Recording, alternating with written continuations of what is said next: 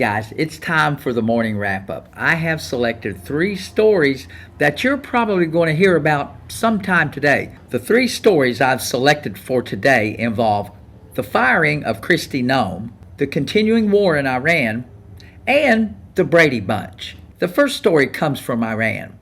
If you don't already know, we're over there fighting a war. Or maybe it's not a war. Maybe it's a conflict, like maybe the one we had in Korea. And we're over there bombing the shit out of Iran because no other president since 1979 had the balls to do it.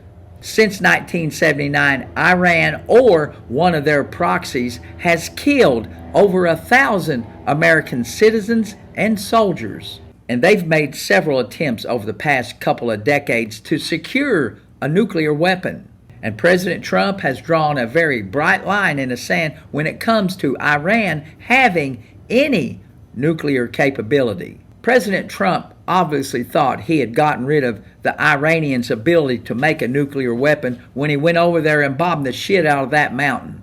But apparently those sneaky cave-dwelling Iranians had a little bit of extra weapon-grade uranium hidden up their sleeve. So now the United States of America and the Israeli government have developed the tag team of the century.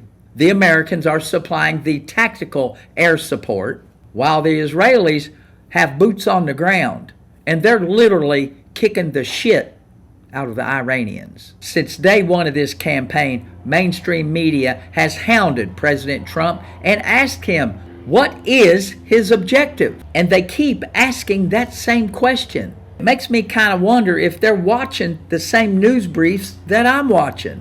No matter which government official stands at the podium, it seems to me that the objectives have remained fairly consistent. The first objective of this campaign has always been to relieve the Iranian government of their ability to make an atomic weapon.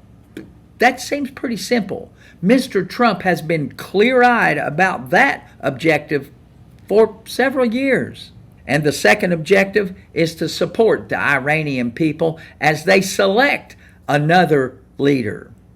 Preferably a leader that doesn't have the name Ayatollah or Khomeini. And to advance that objective, Israel has went over there and eliminated the top supreme leader, the Ayatollah Khomeini. Not only has Israel done away with the supreme leader, they have also eliminated approximately 80 would-be Ayatollahs. Rumor has it that the Iranian government is scrambling to find another leader. And there seems to be credible news that the late Ayatollah Khomeini's son, we'll call him Lil Ayatollah, might be next in charge. If I was Lil Ayatollah, I'd probably be looking for a good sturdy desk to hide under for a while. Drop a comment in the box and let me know what you think.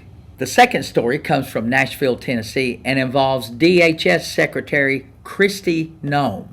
Reports have surfaced that President Trump was really getting tired of all of the negative press that surrounded Miss Kristie Noam, particularly when she singled out Alex Pretty and Renee Good, those two people that died at the hands of ICE agents. Well, Kristie Noam singled them out after they had died and called them domestic terrorists. But perhaps the biggest mistake made by Secretary Noam was when she spent $250 million on an ad campaign which basically focused on her and her job right there at DHS. And when Senator Kennedy from Louisiana asked her about that big $250 million ad campaign, she told him that President Trump authorized and signed off on that ad campaign.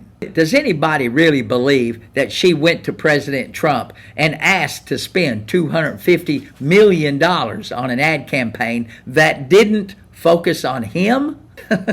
Secretary Noam, are you shitting me? Drop a comment in the box and let me know what you think about that story.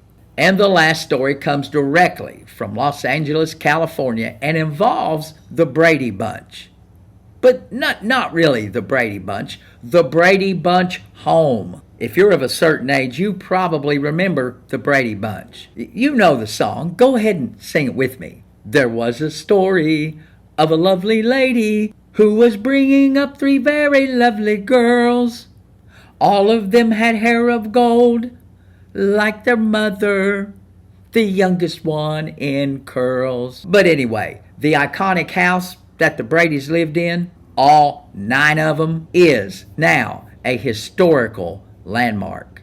And since that house has gained historic status, it can no longer just be willy-nilly remodeled or added onto or even demolished without first consulting a local historical board.